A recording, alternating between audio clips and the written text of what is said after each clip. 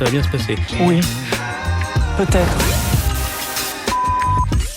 Lundi 8 avril, plusieurs mauvaises nouvelles sont venues assombrir la perspective de Jeux Olympiques réussis. À commencer par l'état déplorable de l'eau de la Seine, jugée impropre à la baignade par l'ONG Surfrider.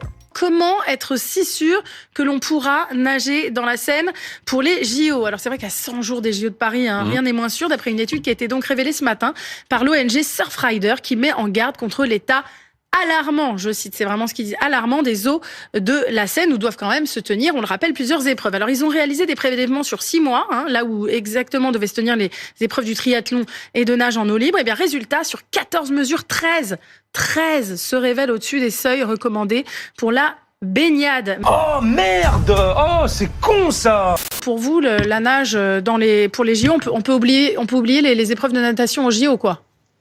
Alors, du coup, bonjour à tout le monde. Donc, effectivement, Surfrider s'intéresse depuis, ça fait plus d'une vingtaine d'années maintenant à tout ce qui est les enjeux liés à la qualité de l'eau et la santé des pratiquants d'activités nautiques. Donc, du coup, on a quand même un bon retour d'expérience sur la méthodologie et comment on travaille. Donc, ce que je vous révèle, effectivement, c'est que depuis septembre, donc, on surveille. Donc, on avait 14 prélèvements, on a effectué, 13 étaient au-dessus des normes. C'était vraiment ce rôle de lanceur d'alerte aussi pour montrer et expliquer que les seuils bactériaux, donc, sont supérieurs à la réglementation en vigueur si on considérait que c'était des zones de baignade. Formidable. Ah bah, et comment, ouais? C'est vrai. Il y a eu des engagements pris.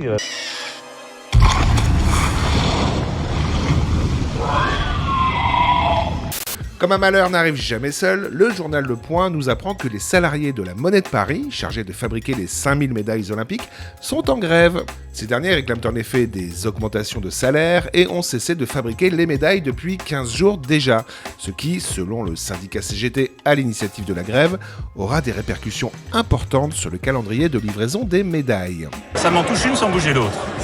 Vous en voulez encore ? Mais pas de problème. Jeudi 4 avril, Emmanuel Macron a inauguré le nouveau centre aquatique à Saint-Denis, destiné à accueillir plusieurs épreuves des Jeux Olympiques.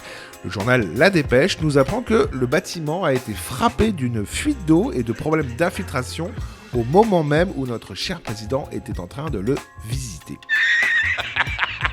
Bref, les Jeux Olympiques semblent bien partis pour tomber à l'eau, à l'image de ce plongeur qui s'est vautré devant Emmanuel Macron, toujours lors de l'inauguration du centre aquatique. Ça va bien se passer.